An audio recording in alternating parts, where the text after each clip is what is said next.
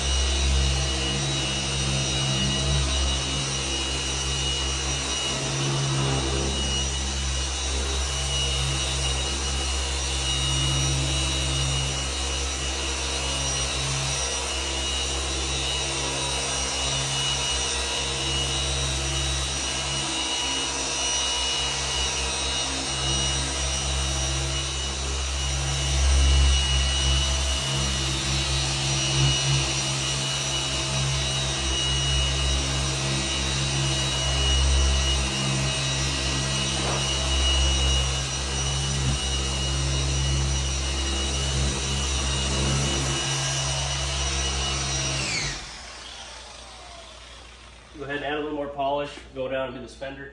Normally if this was a customer car or a nicer car of my own, we'd mask everything off, that's plastic, and take a little more care, but this is going to be kind of a fast job. I'm going to get it all done in about 4 hours.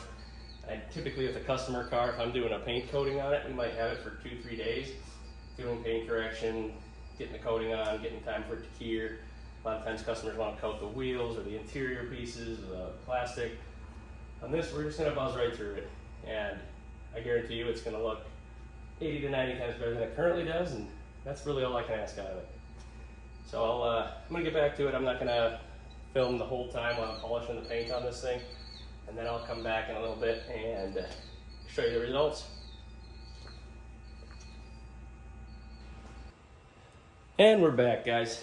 Got that cut step done, so that's the first step. It's a rougher cut, and that takes out deeper blemishes and some of the faded paint. Got a good amount out, definitely nowhere near perfect. Wasn't expecting it to be. This paint, like I said, is really rough, but it came out better. So now we're moving on to the final polish. It's going to give it that high gloss finish and take out any blemishes that first cutting step did. So we're going to go ahead and get started on this, and we'll run around the whole thing. I'll film just a little bit of it, then I'll come back when we're getting ready to coat the vehicle. So I'm going to get started on here on this fender.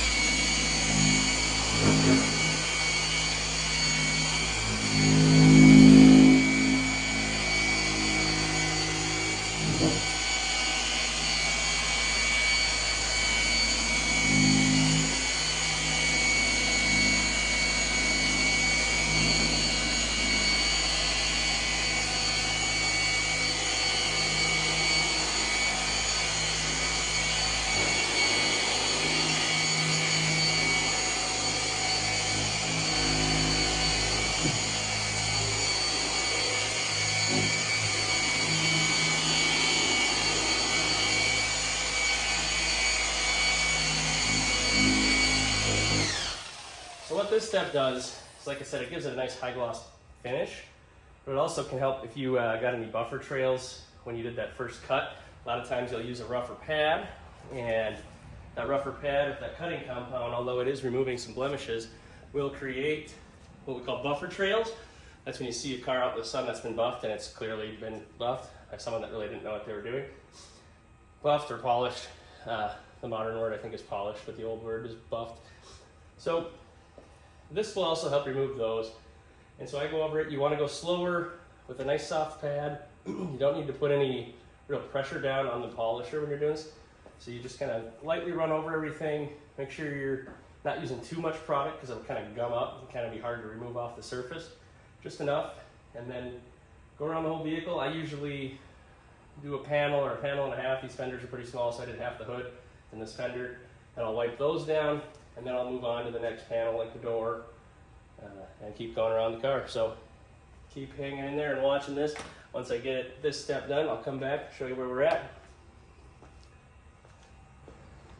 All right, guys, we're back here. We finished up the polish. Then I went ahead and I did the coating prep, which that's just a product that goes around and ensures that there's no grease or oil left on the paint so that the coating will adhere. So we're gonna start on the coating. I'm an IGL coatings installer. There's other coatings out there. A lot of options, a lot of great products, but I've had great luck with IGL. I've been with them since just about the beginning of their company, and I really like them. They do great work with their customer service, and their product works really well. So ceramic coatings aren't too hard to apply. It's really in the prep work, similar to painting a car. But you kind of apply a few drops to I use these suede applicators, but there's other options. And you do it in a cross pattern, so you want to make sure that you cover everything. So you'll do it this way like this, just like half of the hood or a quarter of the hood. Then you want to come back and you want to go the other way. This ensures that everything is getting covered.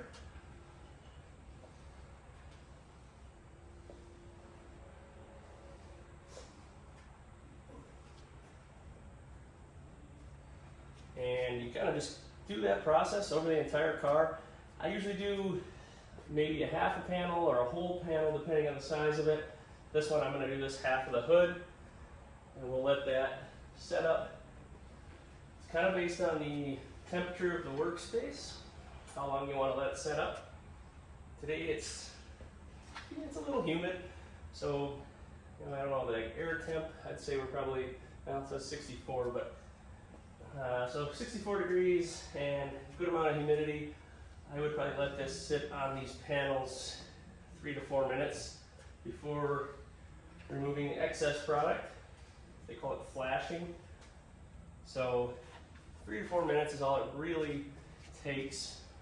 If you do much more than that, especially on a hot day, it'll cure and kind of leave that rainbow effect like oil and water does.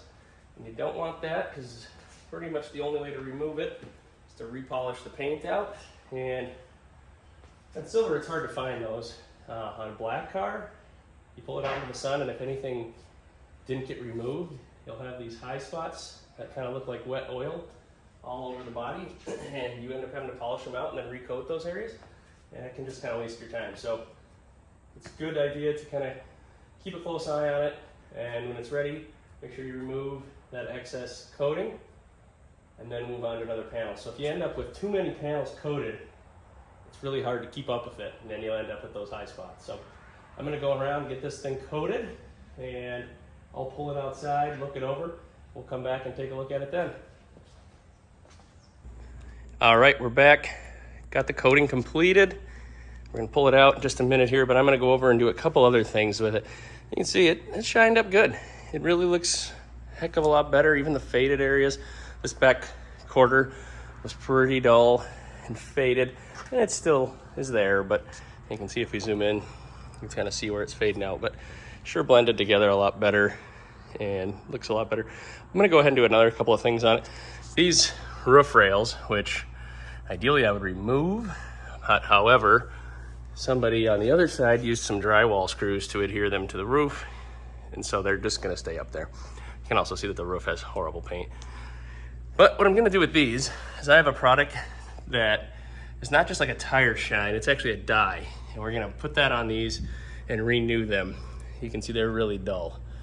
And so the process on that is I'm gonna use a paint prep product, just like we did with the paint, and that'll ensure that there's no oils, waxes, greases, anything like that.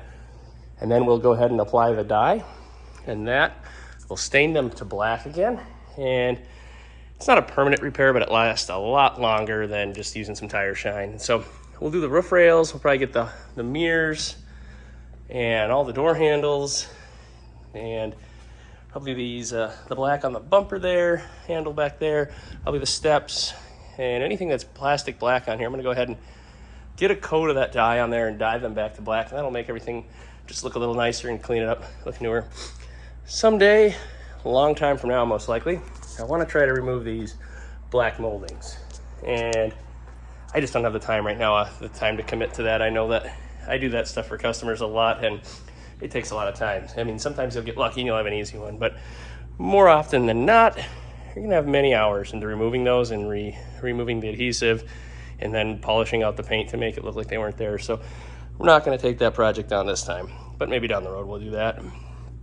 So I'm gonna get to dyeing all that plastic. I wanna mention that the garage I'm working in here is not mine. This is a friend of mine that lets me stay here and do all my work here when I'm in town.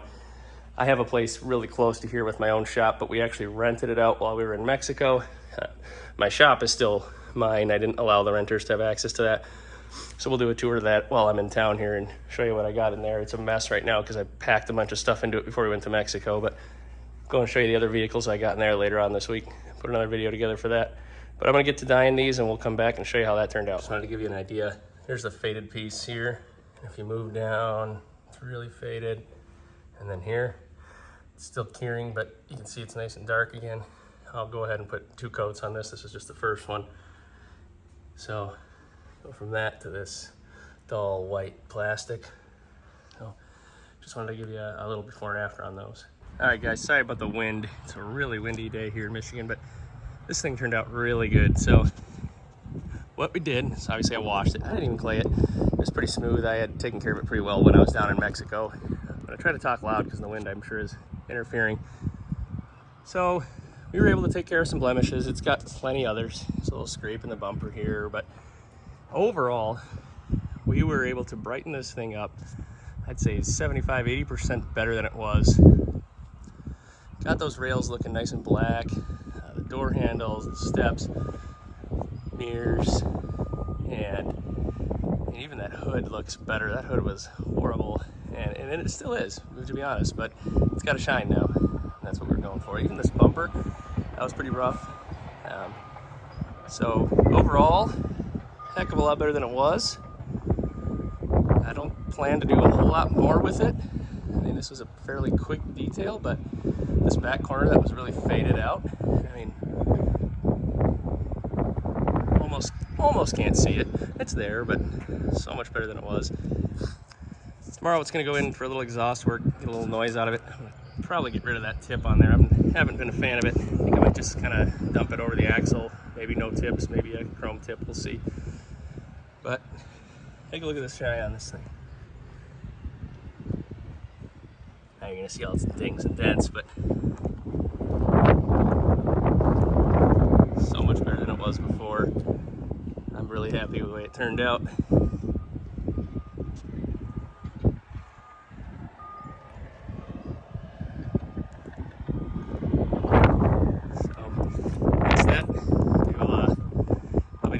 Things here, and I'll get back to the video here in just a bit. Get out of the wind. All right guys, I think I'm gonna wrap this video up with this. Just a kind of quick detail video, getting the outside cleaned up. And like I said, it's definitely not perfect, a lot better than it was. And we will, over time, probably keep working on stuff on the exterior. Like I said earlier, probably like to pull those black moldings off, so we'll probably try that down the road. Maybe late summer or something when I got a little more free time, or maybe in the winter. And so yeah, that's the exterior on it. Like I said before, the wind is awful today, probably making this sound horrible, but this thing turned out good. I also did just a quick interior cleanup. This thing's in really good shape inside as well. I'll show you this. Other than this little tear in the seat, which I'd like to have repaired down the road, Yeah, clean leather interior. Other than the tear in that one seat, everything's really clean. It's got the third row back there that sits like that. I did do a little din-and-a-half touchscreen, primarily just for the road trip, so I could have my Apple CarPlay, my maps on there. Other than that, it's pretty much the way it came. So thanks again, guys, for watching. Like, subscribe, follow. Check out everything. If you want to follow more on this outside of YouTube, you can look up at 1999_edge, EDGE, on Instagram. That is my car Instagram page. You'll see all the vehicles I've got and what I'm working on and what I got going on with those individual vehicles. So if you feel like checking that out, go ahead as well. Thanks again for watching, guys.